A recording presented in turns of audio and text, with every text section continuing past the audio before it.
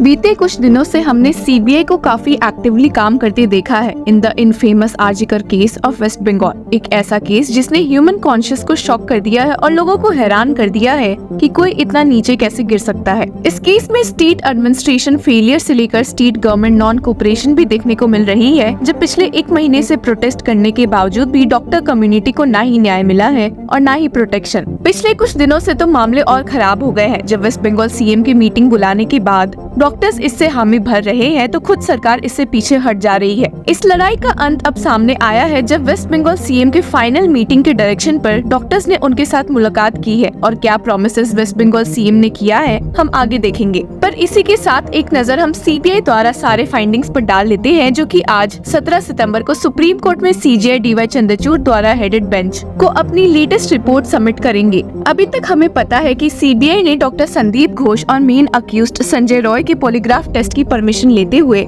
दोनों का ये टेस्ट लिया था, जहां संजय रॉय के टेस्टिमोनीज में काफी कंफ्लिक्टिंग स्टोरी सामने आई थी, जहां वो कभी रेप कमिट करने से अग्री कर रहे थे और कहीं बोल रहे थे कि उसने डेड बॉडी लोकेट की थी और डर के भाग गया था। वहीं डॉक्टर संदीप घोष से जुड़ी ऐसी बातें सामने आई है जिसकी वजह से एक बार फिर से लोग उनके खिलाफ दिखे हैं। बीते दिनों हमने देखा है कि सीबीआई ने अब इस रेप केस में doctor Sandip Ghosh, former principal of R G Kar college और पुलिस ऑफिसर अभिजीत मंडल को भी अरेस्ट किया है। वो was the officer in charge of Tala police station under which the hospital falls. इन दोनों पर सीबीआई ने ये इल्जाम लगाया था कि इन्होंने इस केस में एविडेंस टैंपरिंग की है और मामले को और डिले किया है, जिसकी वजह से एफआईआर लेट फाइल हुआ था। कई बार हमने सीजेआई डीवाई चंद्रचूड़ और चीफ जस्टिस टीएस शिवगनम दोनों को ये सवाल उठाते हुए भी देखा है कि भला एफआईआर 14 घंटे की डिले के बाद कैसे फाइल हो सकता है। और अब सीबीआई ने नया राज खोला है, ये स्टेट करते हुए कि दोनों अरेस्टेड पर्संस ने मिलकर इस केस को डिले करवाया है। जी हाँ, आपने सही सुना। असल में सीबीआई ने डॉक्टर संदीप घोष की रिमांड की मांग के दौरान कोर्ट को बताया था उन्हें बॉडी के बारे में सुबह 9:58 AM को ही पता चल गया था, पर उन्होंने कॉलेज में आने में 11 बजा दिए।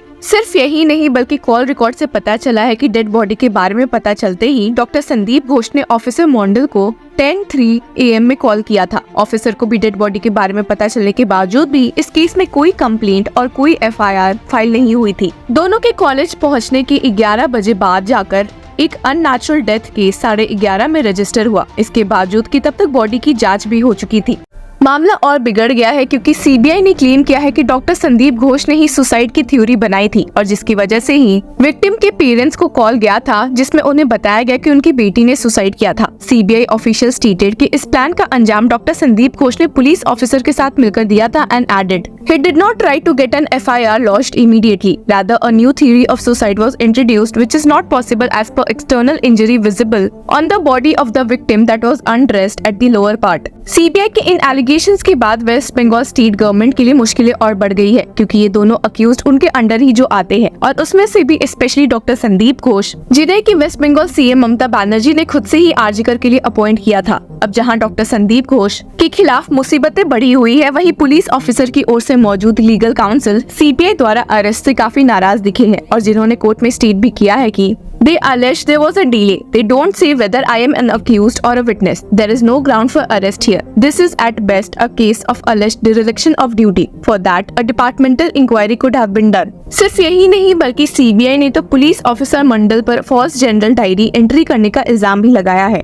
और क्लेम किया है कि उन्होंने जानबूझकर इस केस में एविडेंसेस को टैंपर किया है। This general diary entry 542 mentioned that the body of the PG trainee of Arjiker Medical College and Hospital was found lying in an unconscious state in the seminar room of chest medicine, whereas the body was already examined by a doctor who had found the victim dead. पर मामला ही ऐसा है कि CBI को इस case में arrest करने की जरूरत पड़ी है, स्पेशली तब जब डॉक्टर संदीप घोष के पॉलीग्राफ टेस्ट से ये सामने आ रहा है कि उन्होंने झूठे आंसर्स दिए थे और इस मामले को डिले करने की भी कोशिश की थी। इन्हीं सब के साथ एक नजर डालते हैं वेस्ट बंगाल सीएम और डॉक्टर्स के बीच हुए समझौते पर। डॉक्टर्स की बहुत डिमांड के साथ वेस्ट बंगाल सीएम ने Calcutta police commissioner Vineet Goyal, the director of health services, the deputy commissioner of police north division, वो allegedly offered money to the victim's parent के रिमूवल से अग्री कर लिया है। लेकिन लेकिन इसके बाद भी डॉक्टर्स की प्रोटेस्ट नहीं रुकी है, जिन्होंने क्लेम किया है कि वे इस रिमूवल को इम्प्लीमेंट होता देखना चाहते हैं। सिक्योरिटी पॉइंट पर भी वेस्ट बंगाल सीएम से समझौते के बाद सामने आया है कि sanctioning of ₹100 crore for infrastructure developments in hospitals for doctors and rebuilding of patient welfare committee से स्टेट गवर्नमेंट ने अग्री किया है।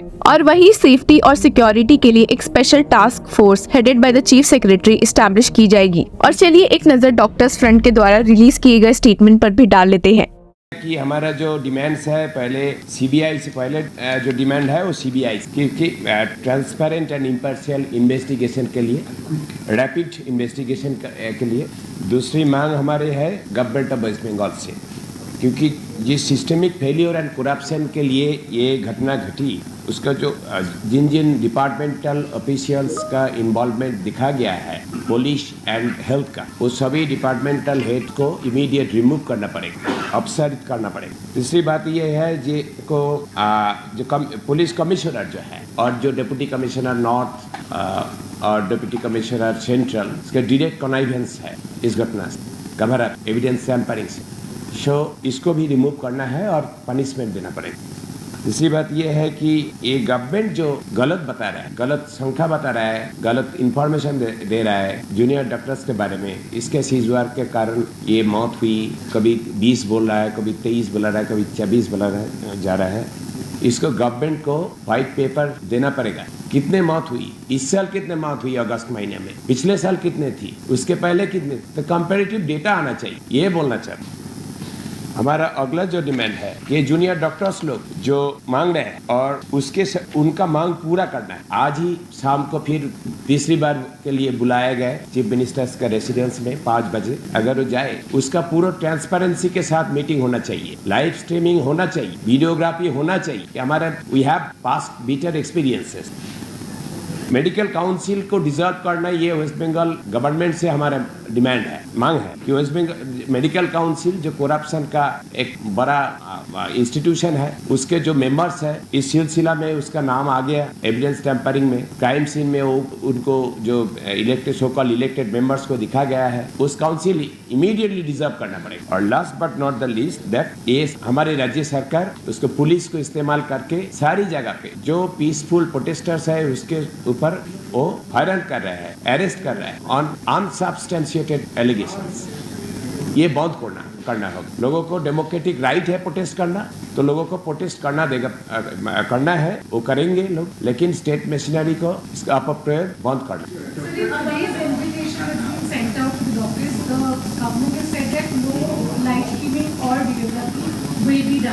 So does the deadlock continue from here? That is not acceptable. Why the government is refusing to go for a live streaming? What is there to hide on their part? Why are they afraid of a live stream? Is the chief minister afraid of getting exposed?